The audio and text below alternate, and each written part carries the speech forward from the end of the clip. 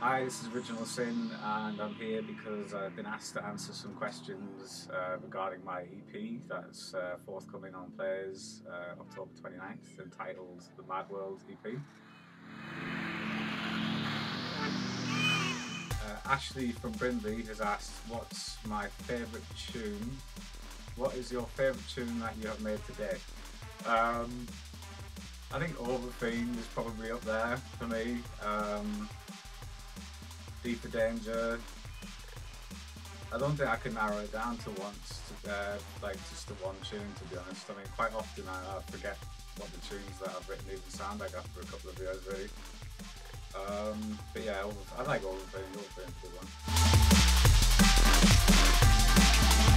As Guthrie asks, what DAW, that's digital audio workstation for those of you that don't know. What DAW do you use? What is the main plugins you use? Well, I use Cubase. I did use Nuendo for a long time. I started on Cubase VST and then started using Nuendo probably from about 2001 to 2009, maybe 2003, 2009. But recently I'm using Cubase. What is the main plugins that I use? Well, for synthesis, I don't think it's any secret that I use Zeta for pretty much everything from like bass lines to arps to pads, keys, like effects, anything. In fact, on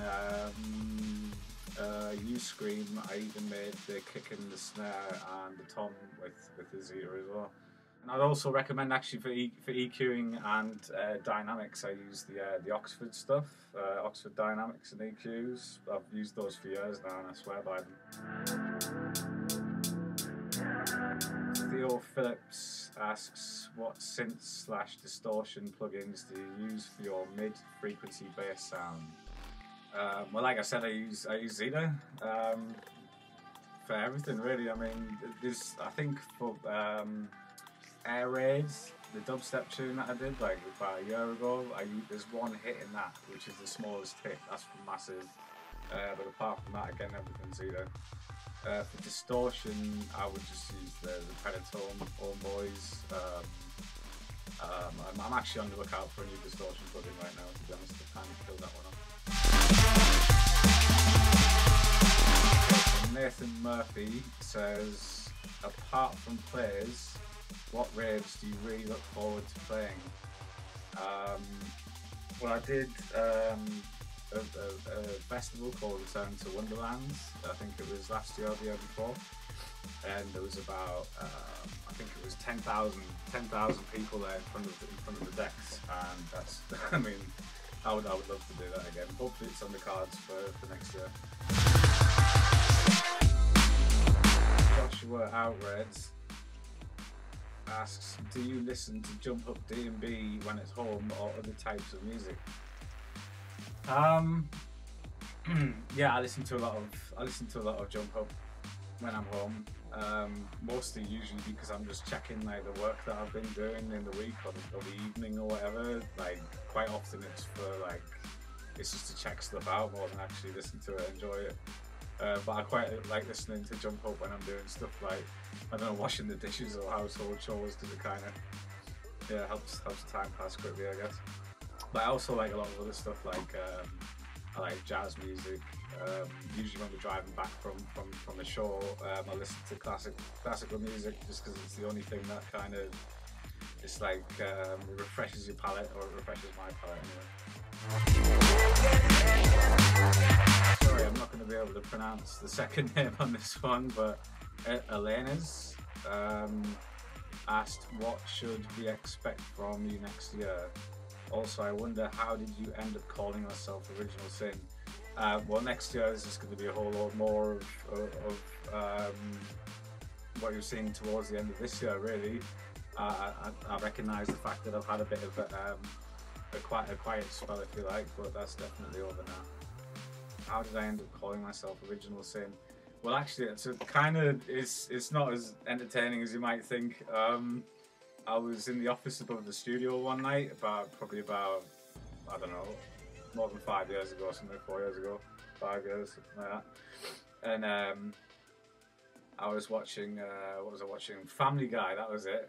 Was it Family Guy? Yeah. I was watching Family Guy, and one of them came out with blah blah blah original sin, and I was like, oh no way, that's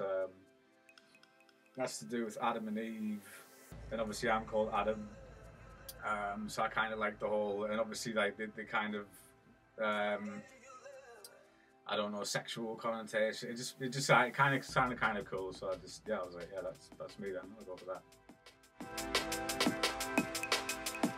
Okay, Inspector D&B official asks or says, Sub-Zero mentioned something about a new GDub tune. Tell us more. Well, yeah, there's plans for a GDub EP in the pipelines. We're reforming the GDub thing. I mean, obviously we're still going to be focusing very much on our individual efforts, myself and Sub-Zero.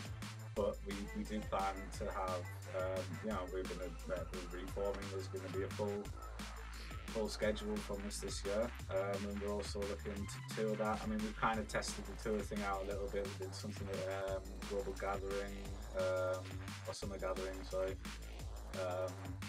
Yeah, we've done up and down the country actually. We plan on taking that further. Question, but it's a 3-part question, and it's from Quang. Okay. Do you use any hardware for mastering your tunes? No. Is the short answer to that. No, I don't. What distortion do you use on your synths? Like I said earlier, if I use it, like maybe I'll use the onboard distortion on Zeta, but it's not amazing. And sometimes I'll use the pre-tone, but that has its own issues. If you use it as a send, it tends to mono everything. So. How the hell do you get those sparkly high frequencies in your beats? Is the final part. I don't know. I just do my thing. I use an analyzer, but I also I would never disregard what I'm actually hearing whilst I'm saying what I say on the analyzer. I just kind of mix it down to personal preference. To be honest, I usually compare my music to like at least 3 different producers' tracks that I'm really feeling, and I know that they work on the dance floor. Like maybe I like the way the tops work on one of the tunes, and maybe I like the way the bass sits on one of the other tunes, and I'll just kind of find a middle ground. Yeah, that's it. I hope that answers your questions sufficiently, and I haven't been too dull. Thanks very much. Goodbye.